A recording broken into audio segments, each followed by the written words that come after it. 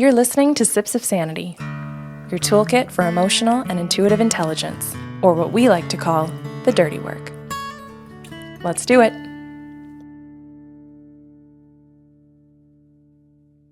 Good morning, Kelly. How are you? I'm well. How are you? I am excited. Oh, good.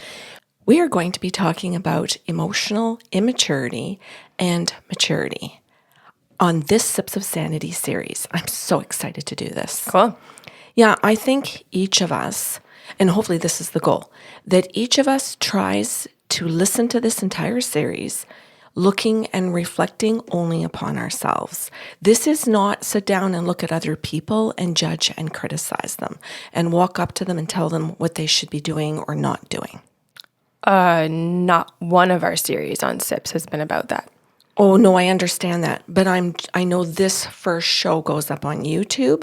And if this is the first time somebody has tuned in, then I want them to be able to sit back and go, oh, this is a series on self-reflection. This is a series on self-growth. We're not supposed to be going up to other people and saying, I just listened to a video and you're immature. It's not to be used to attack others. It's used for reflection because you're here, because you're interested in growing.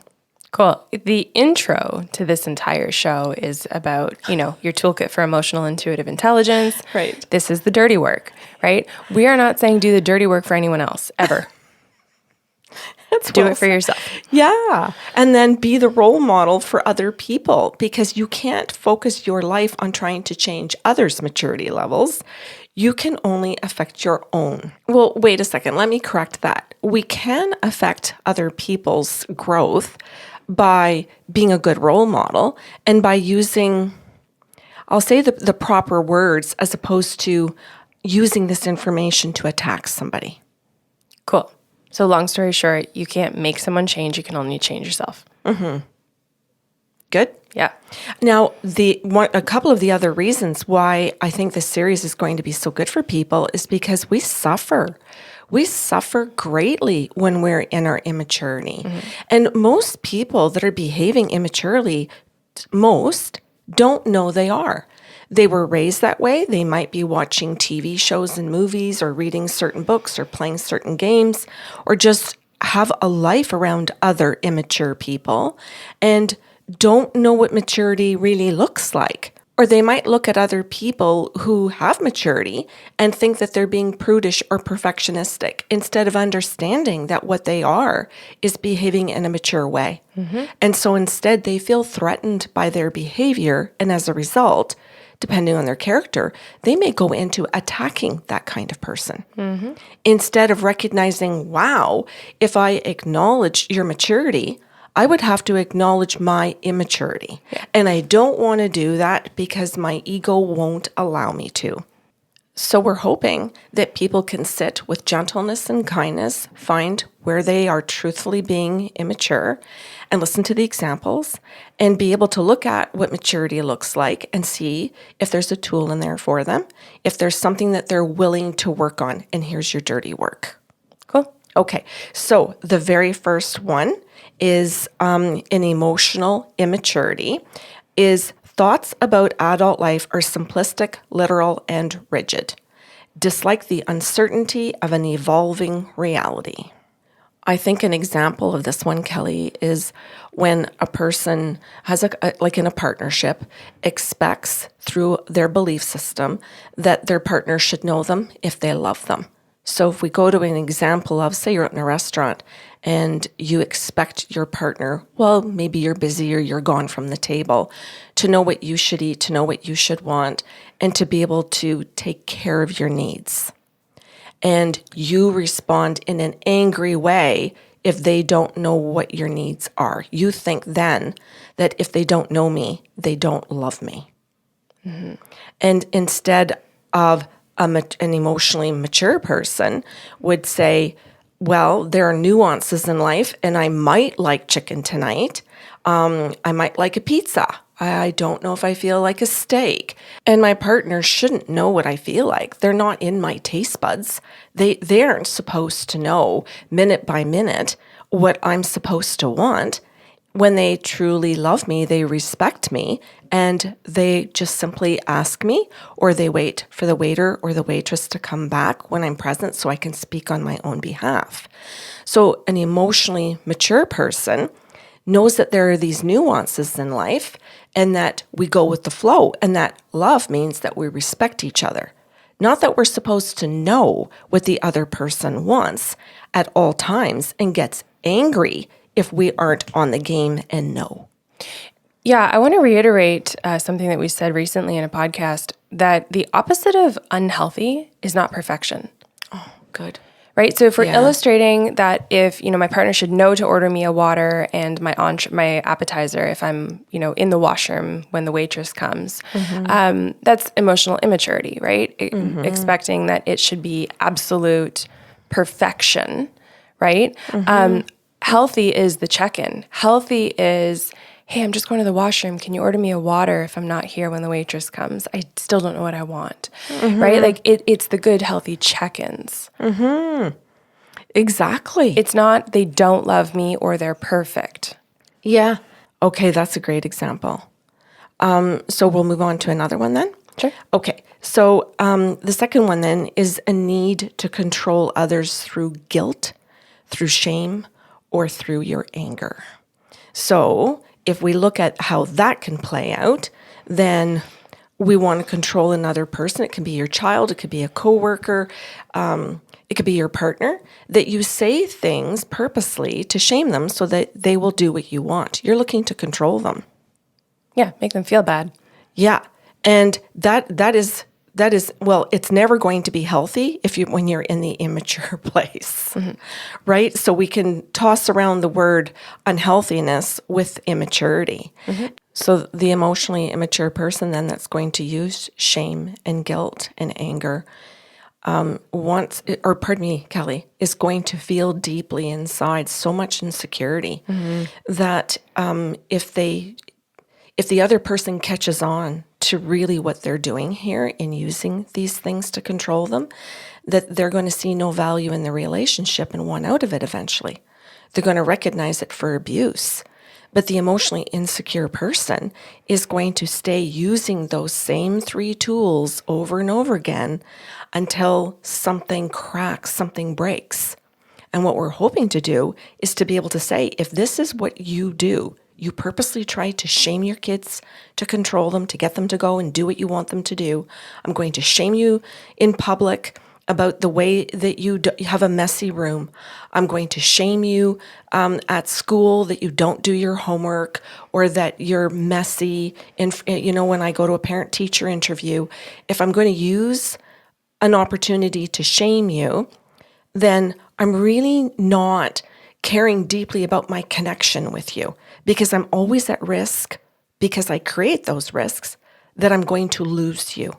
So they're always coming from this really confused place.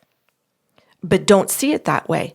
Just simply see it that the shame that I'm doing and the tools that I'm using, the anger, ultimately controls you. And I've got to watch your action and make sure that I'm getting control over you. So it's an extremely energy-sucking experience for the immature person. Now, it also is for their victim, but it is completely life-draining to live your way using those 3 tools over and over again. And quite often people use them, especially through teenage years. They constantly use those tools thinking, if I just use them more and more or get harder and harder on this person using them, eventually I'll get control, or eventually they'll grow up and leave the house. But I'm going to continue doing it when it clearly isn't working. So then on the other flip side of it, the emotional mature person is aware they cannot and do not want to control others. They're sitting back and saying, okay, let's really look at this then. If this really is about the way that they have their bedroom or something, why am I using that? That's their personal space. Why am I using that to shame them in public to get them to do something else I want? My brain also goes to the question why, where this can be a really tricky question that can lean into shame, blame, guilt, anger. if it's not used properly, right? And top negotiators will also agree with me in the sense that why is often a really loaded question. If you are not communicating very effectively that your intent is to understand when you ask the question why, then lean away from that word, right? An emotionally mature person says, help me understand. I'm here to understand. I really want to get on the same page, so provide me with more information. The person who's just interested in shaming or guilting you is going to say, why would you do that? Oh, that's what I was going to do. I was going to say, Why would you think? Yeah, those are the questions that are being asked, usually with a big furrowed brow and a condescending tone of voice, anger beneath and underneath and present in it that the person can feel. The recipient of that knows damn well that you're not really asking the question. What they feel when you're saying, why would you do that? Why would you say that? Why would you think that? What you're saying to them is, here comes all kinds of shame. Good fucking luck with it. And so there really is no purpose then. This emotionally immature person using these questions are not, like, as you said, they're not really asking a question. They're spewing their anger and their frustration that they can't handle the situation better than they already are, but they think, I have to keep some level of control. So the gig is up. Hopefully when people are listening to this today, they're going to understand, that person is emotionally immature, and now I know what they're doing. They're trying to shame me. And now my responsibility then is to push that shame back on them. I don't want to take that on anymore. Thank you for explaining that one and using that as examples. That's great. Okay. And our third one for today's show, and this is our final one, is that emotional immaturity is when you view others as incompetent.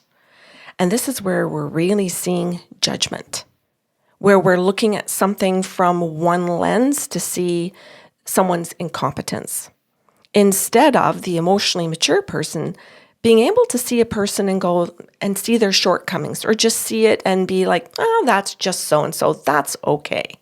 And accepting that no person is perfect. I take issue with this one. This is difficult for me. Okay, because I think factually people can be incompetent. But what I did like that you said is one lens. Because I can note for my own self, let's take people off the hot seat here. I am incompetent at a lot of things in life. And if I just look at it from that one need, that one skill, I can accept and be okay with incompetency as a label.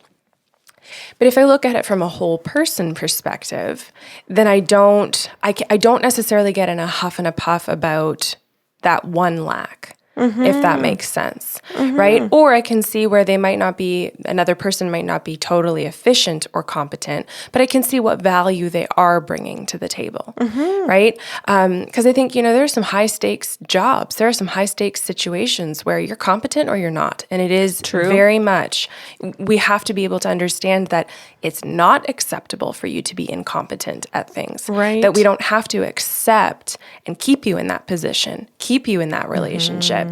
But again, that whole idea of just through one lens makes it really dynamic to lean or understand what maturity looks like. Yeah, it's like you have one yardstick for success. And then you hit everybody with the same yardstick. In every situation. Exactly. And then also if you're doing something for fun, and if you're doing something for the first time, and cool. And and I think about people with that level of emotional immaturity and I've done that. I've had this level of emotional immaturity where I've tried something for the first time, like painting. I remember doing this with a friend and looking at my painting and thinking how terrible it was. And there's that yardstick of it should have been better, instead of having a different lens of saying, this is the first time, it's okay, and being gentler and kinder to myself. And I want to say this because this immaturity level is how you treat yourself as well as how you treat others. And that's why we're asking everybody to look at their own. Amazing. Well, you came out of the gate nice and strong. We've got 4 more shows. We do. Thank you for preparing this. I'm really looking forward to the week. Me too. Thanks for listening to Sips of Sanity. Catch the full monthly series on patreon.com/by Sarlo.